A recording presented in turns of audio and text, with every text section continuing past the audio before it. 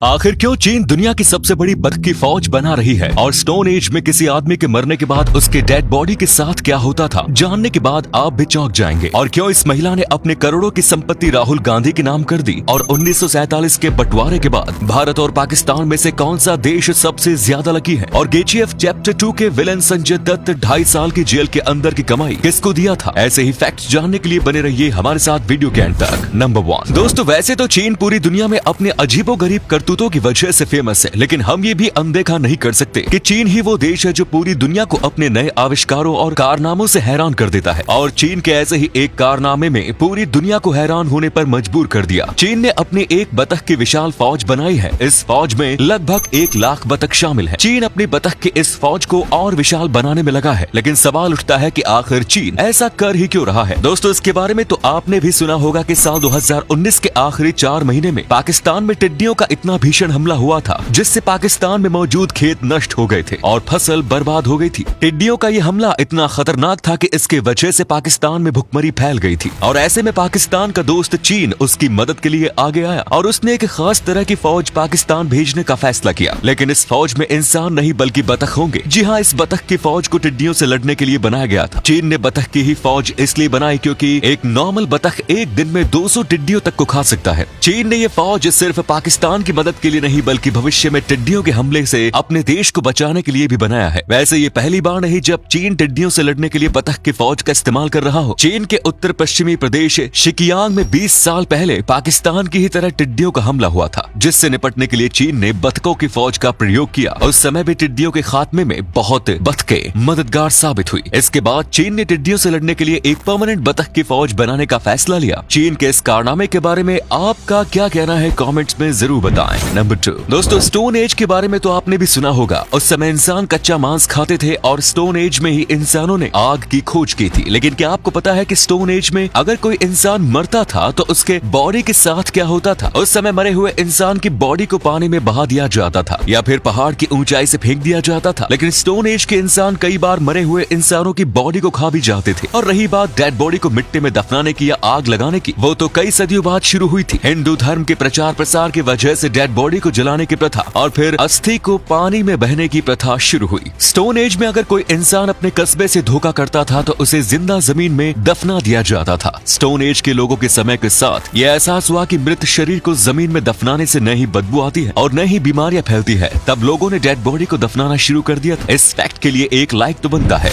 Number 3 दोस्तों, यूं तो कांग्रेस पार्टी का अस्तित्व भारत से मिटता जा रहा है, लेकिन भारत में कांग्रेस पार्टी और कांग्रेस नेताओं के कद्रदान अभी भी जहां तहां मौजूद है। और इसी का नमूना देखने को मिला उत्तराखंड के देहरादून में, जहां 78 साल की एक महिला ने अपनी सारी संपत्ति कांग्रेस नेता राहुल गांधी के नाम कर दी। इस महिला ने अपनी 50 लाख की प्रॉपर्टी और 10 तोला सोना कांग्रेस नेता राहुल गांधी के नाम पर दिया। इनका नाम पुष्पा मुंजियाल है और इस महिला ने राहुल गांधी को अपनी संपत्ति का मालिकाना हक देते हुए देहरादून की अदालत में वसीयत पेश की है। पुष्पा मुंजियाल के अनुसार राहुल गांधी और उनके विचार देश के विकास के लिए बहुत जरूरी है। उन्होंने कहा कि वो राहुल गांधी के विचारों से काफी प्रभावित है और इसीलिए वो उन्हें अपनी सारी संपत्ति दे रही है। राहुल गांधी की तो निकल पड़ी, बाकी आप पुष्पा मुंजियाल के इस काम पर क्या कहना चाहेंगे, कमेंट्स में जरूर बताएं। नंबर 4 क्या आपको पता है कि अगर भारत और पाकिस्तान का बंटवारा नहीं होता तो आज भारत की आर्मी दुनिया की दूसरी या तीसरी सबसे बड़ी आर्मी होती और यही नहीं, भारत जीडीपी के मामले में दुनिया में दूसरे नंबर पर होता। लेकिन 1947 के बंटवारे के बाद अगर बात की जाए इन दोनों देशों में से सबसे लकी देश कौन सा है, तो शायद आपका भी जवाब इंडिया होगा और ये सही भी है। पाकिस्तान के 4 पड़ोसी देश जिनका नाम अफगानिस्तान, ईरान, इंडिया और चाइना है। और हैरत की बात तो यह है कि पाकिस्तान के अपने चारों के चारों पड़ोसी देशों से बिल्कुल नहीं बनती, यानी कि पाकिस्तान चारों तरफ से अपने दुश्मनों से घिरा है। और वही बात करें इंडिया की, तो इंडिया के 10 पड़ोसी देश है, जिसमें से एक खुद पाकिस्तान है और बाकी Myanmar, Afghanistan, Bangladesh, Bhutan, China, Maldives, Myanmar, Nepal and Sri Lanka है। और भारत की अपने लगभग हर पड़ोसी देश के साथ अच्छे संबंध है, सिवाय पाकिस्तान और चाइना को छोड़कर। अगर इस नजरिए को देखते हैं तो yes, India is definitely lucky.